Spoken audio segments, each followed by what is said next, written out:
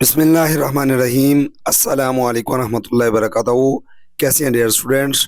امید کرتا ہوں سب لوگ ٹھیک ہوں گے۔ 7ویں کلاس کے اسٹوڈینٹس الرٹ ہو جائیں، آپ لوگوں کا سائنس کا پیپر آ چکا ہے۔ آج گلا تھوڑا خراب ہے تو لہٰذا گزارا کیجیے گا۔ Mid term school based assessment SBA 2025-26 grade 7 subject science, حصہ اول معروضی سوالات۔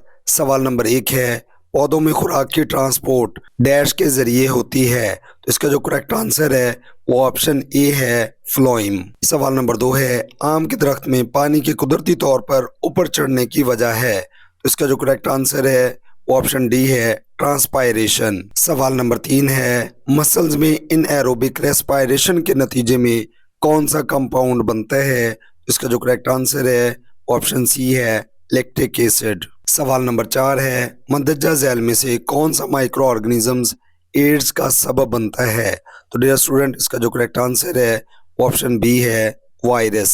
سوال نمبر 5 کون سا آپشن ہیلیم کی اٹامک ساخت کو ظاہر کرتا ہے، تو اس کا جو کریکٹ آنسر ہے وہ آپشن بی ہے 2 پروٹون اور 2 الیکٹران۔ سوال نمبر 6 ہے مندرجہ ذیل میں سے طبعی تبدیلی کی پہچان کریں، تو ڈیئر اسٹوڈنٹ اس کا جو کریکٹ آنسر ہے وہ آپشن ڈی ہے پانی کا برف میں تبدیل ہونا۔ سوال نمبر 7 ہے کیمیکل بانڈ کے ذریعے ایٹم سٹیبلٹی کیسے حاصل کرتے ہیں، تو اس کا جو کریکٹ آنسر ہے وہ آپشن سی ہے ویلنس الیکٹرونز کے اشتراک سے۔ سوال نمبر 8 ہے پانی میں چینی کی سولوبلٹی کس درجہ حرارت پر سب سے زیادہ ہوتی ہے، تو ڈیئر اسٹوڈنٹ اس کا جو کریکٹ آنسر ہے وہ آپشن ڈی ہے 60 ڈگری سیلسیس۔ سوال نمبر 9 ہے کسی آبجیکٹ کی سپیڈ معلوم کرنے کا فارمولا کیا ہے، تو اس کا جو کریکٹ آنسر ہے وہ آپشن بی ہے v=s/t۔ سوال نمبر 10 ہے مندرجہ ذیل میں سے کون سی ویوز صرف ٹھوس میں یا مائع کی سطح پر بنتی ہیں، تو اس کا جو کریکٹ آنسر ہے وہ آپشن سی ہے ٹرانسورس ویوز۔ تو ڈیئر اسٹوڈنٹ یہ تھا حصہ معروضی، اب بات کر لیتے ہیں حصہ دوم کی انشائیہ سوالات کی۔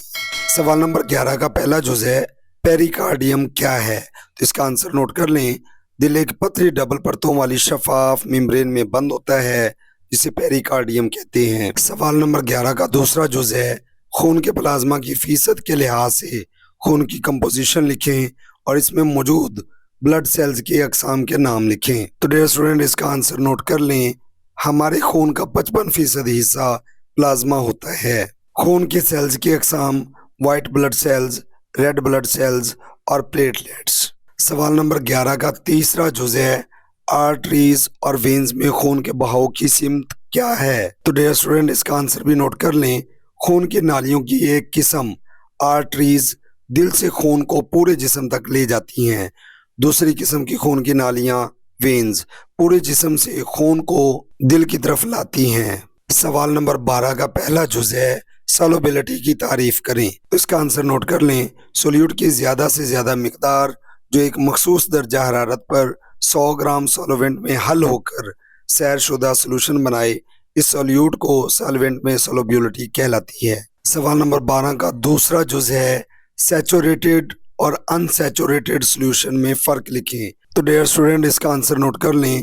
ایسا سولوشن جس میں مخصوص درجہ حرارت پر سولیوٹ کی مزید مقدار حل نہ ہو سکے سیچوریٹڈ سولوشن کہلاتا ہے۔ پوائنٹ نمبر 2 ہے اگر ایک بیکر میں نمک کی کچھ مقدار 500 کیوبک سینٹی میٹر پانی میں حل کی جائے تو یہ پانی میں حل ہو جائے گا۔ اگر مزید نمک سولوشن میں شامل کیا جائے اور حل کریں تو ایک ایسا مرحلہ آئے گا کہ مزید نمک حل نہیں ہوگا۔ انسیچوریٹڈ سولوشن نمبر 1 ایسا سولوشن جس میں مخصوص درجہ حرارت پر سولیوٹ کی مزید مقدار حل ہو سکے انسیچوریٹڈ سولوشن کہلاتا ہے۔ نمبر 2 اگر ایک بیکر میں 5 گرام نمک 500 سینٹی میٹر کیوبک تک پانی میں شامل کریں اور حل کیا جائے تو یہ پانی میں حل ہو جائے گا۔ اگر اسی سولوشن میں مزید نمک شامل کریں تو یہ بھی حل ہو جائے گا۔ سوال نمبر 12 کا آخری جز ہے ہماری روزمرہ زندگی میں سولوبلٹی کے کوئی سے 4 اطلاق بیان کریں۔ ڈیئر اسٹوڈنٹ اس کا آنسر نوٹ کر لیں۔ نمبر 1 کاربونیٹڈ ڈرنکس میں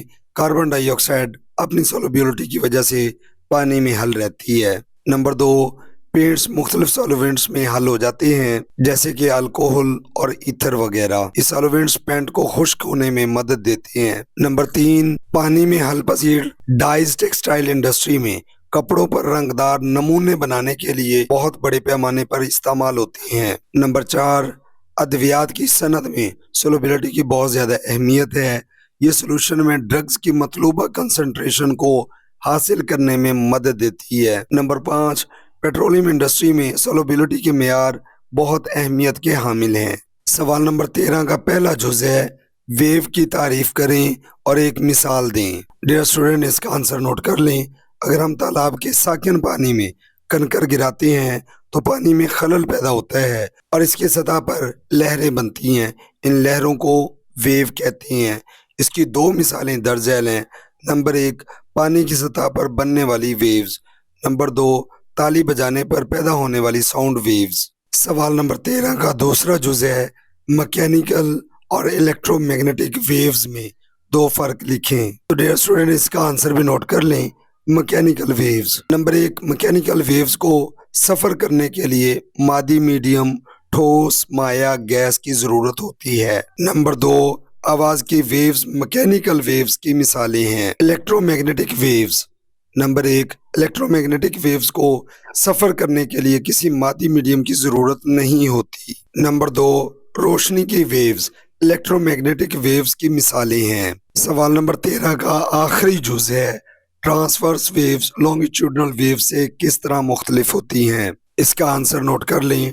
ट्रांसवर्स वेव्स ऐसी वेव्स होती हैं जिसमें मीडियम के ज़रात की हरकत वेव की हरकत के अमूदन हो। ये वेव्स सिर्फ ठोस या माया की सतह पर पैदा की जा सकती हैं, जबकि लॉन्गिट्यूडनल वेव्स ऐसी वेव्स हैं जिसमें मीडियम के ज़रात की हरकत वेव के सिमत के मतवाजी होती है। तो डियर स्टूडेंट, ये था आप लोगों का साइंस का पेपर।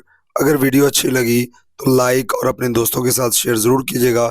और ऐसे तमाम स्टूडेंट्स जिन्होंने अभी तक चैनल को सब्सक्राइब नहीं किया, उन सबसे हम्बल रिक्वेस्ट है, काइंडली चैनल को सब्सक्राइब करें, लाइक करें, शेयर करें। इंशाल्लाह नेक्स्ट वीडियो में होगी मुलाकात। अपना रखिए ढेर सारा ख्याल। फ़ी अमानिल्लाह।